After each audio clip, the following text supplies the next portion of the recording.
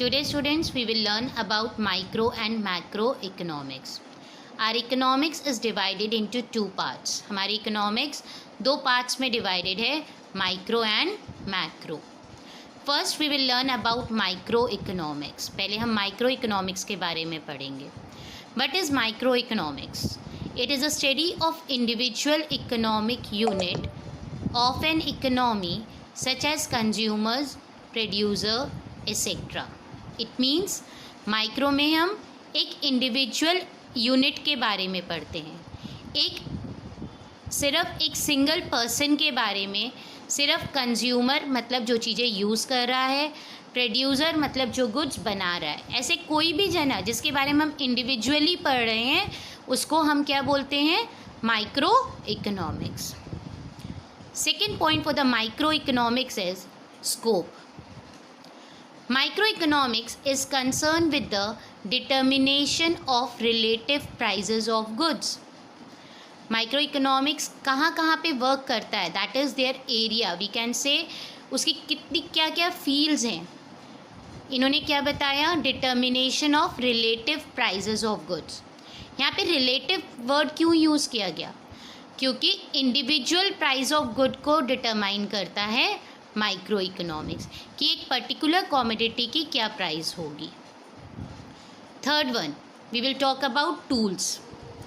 Tools means what are the things we will use in order to find out the relative prices of goods. अगर हमको relative prices of goods find करना है तो हम क्या क्या चीज़ें यूज़ करते हैं. What they have taken, demand and supply of a particular commodity or factors of productions are the main tools. इन्होंने किसके बारे में बताया, एक कॉमोडिटी की डिमांड कितनी है मार्केट में, उस कॉमोडिटी की सप्लाई कितनी है मार्केट में, उसके अकॉर्डिंगली हम ऑब्जेक्ट के प्राइस को डिटरमाइन करते हैं. Now the fourth point, other name. It is also known as price theory. क्योंकि माइक्रो इकोनॉमिक्स में हम लोग किसके बारे में पढ़ रहे हैं, it helps in determining the relative price of the goods. मतलब प्राइजेस ऑफ द गुड्स को डिटरमाइन करने में हेल्प कर रहा है. Even price of factors of production also. Factors of production का मतलब क्या होता है, कौन कौन सी चीज़ें गुड्स को बनाने के लिए यूज़ आती हैं उनको हम बोलते हैं फैक्टर्स ऑफ प्रोडक्शन. जैसे गुड्स बनाने के लिए लैंड लगता है, लेबर लगता है, कैपिटल लगता है, तो इन सब की आपको पेमेंट करनी पड़ेगी.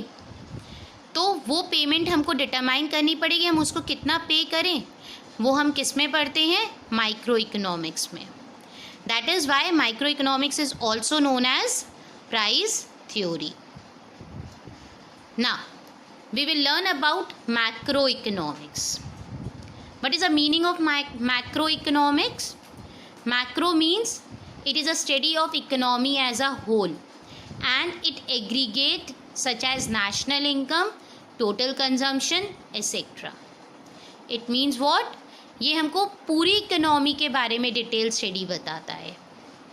Aggregates means total.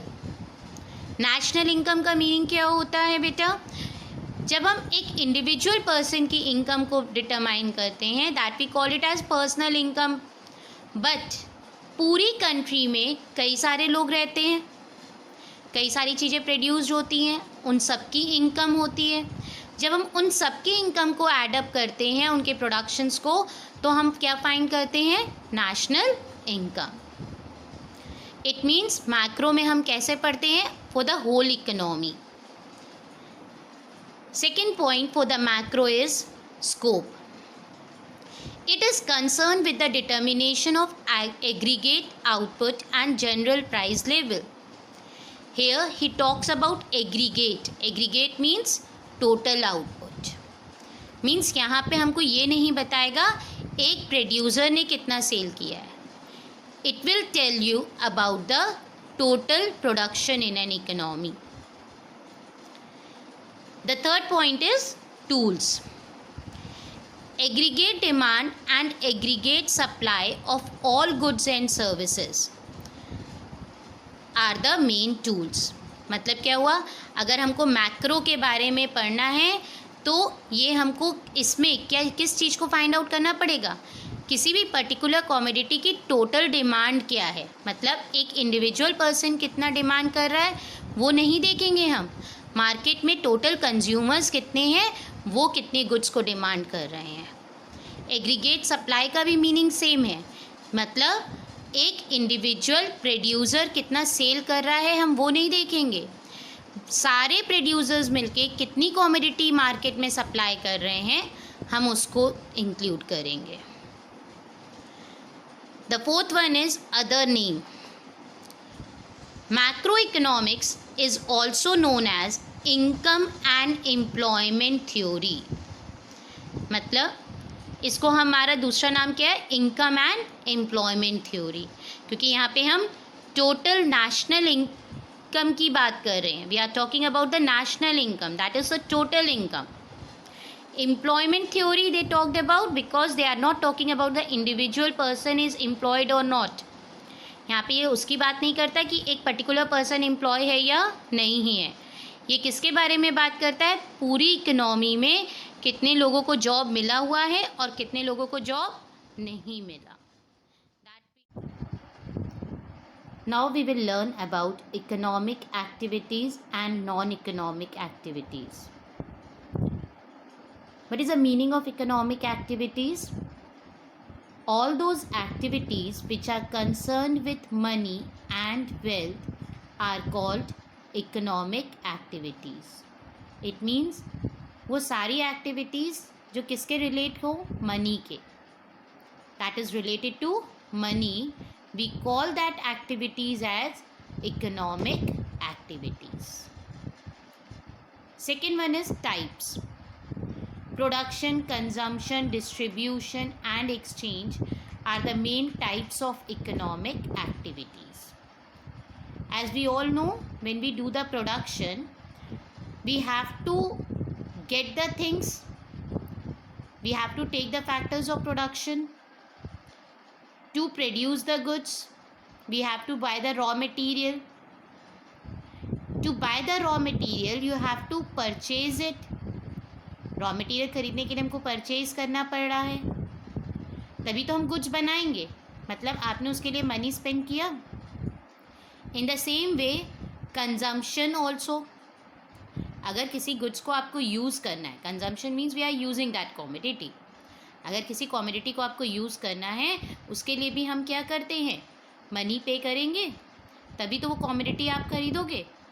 That is Y we include these terms in economic activities, क्योंकि इन सारी activities में money involve हो रहा है।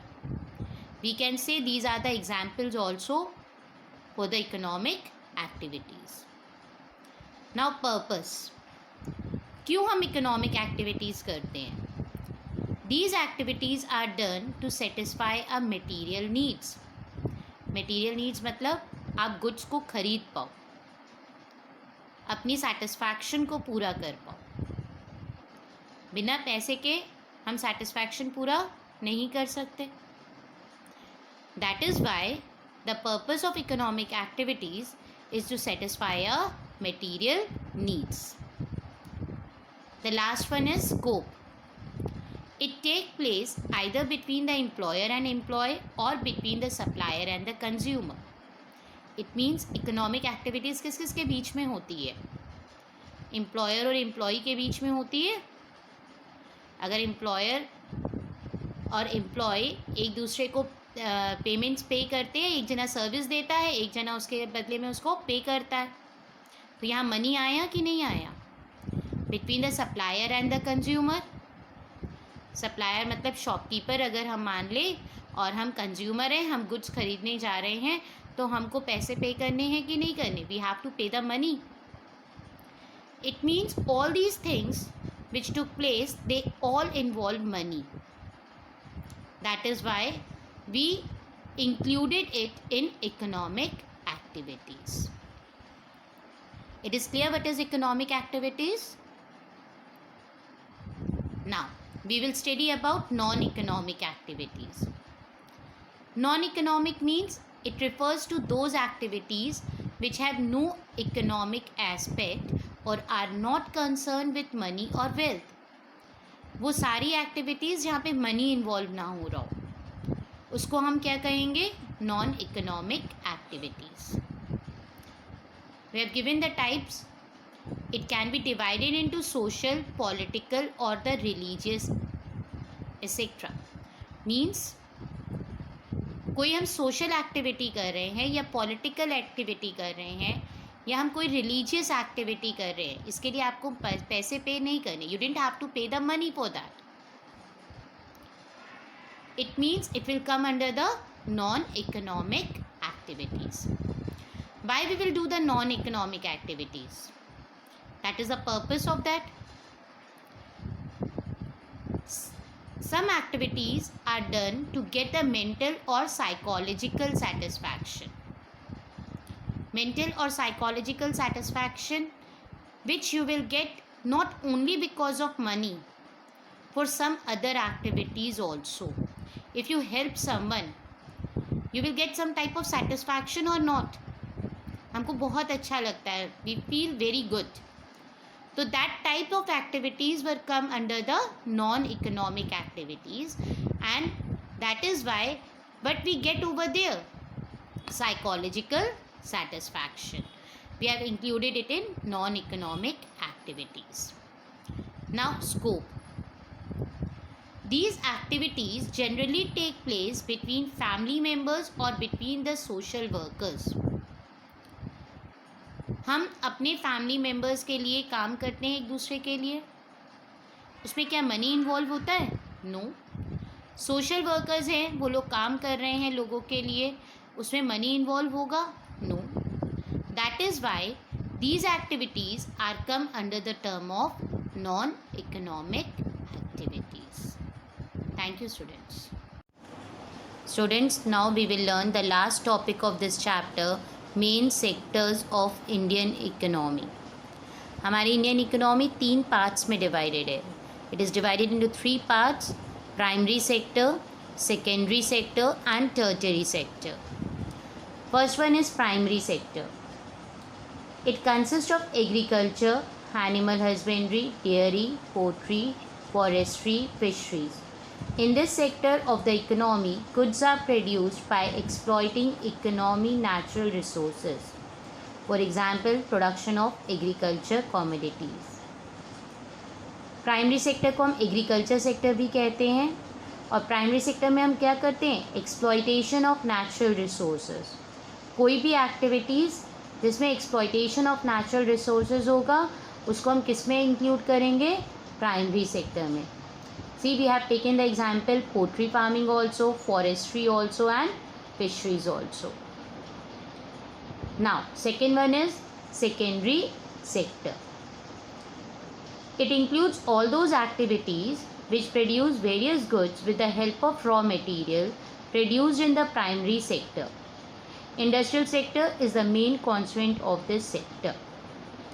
Secondary sector को हम और क्या कहते हैं? Industrial sector. क्यों?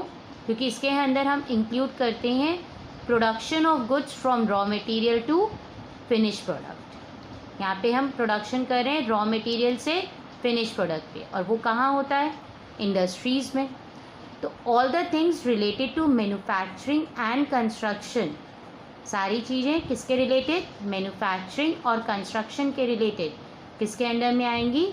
सेकेंडरी सेक्टर में. Now the third one, tertiary sector. It is a third sector of the Indian economy. It does not produce goods but produces services. Example, transport, banking, insurance. ये third sector है economy का. यहाँ पे कोई goods नहीं produce होते, यहाँ पे क्या होता है? सर्विसेज रेंडर्ड होती है. In this economy services are rendered. For example, transport, banking and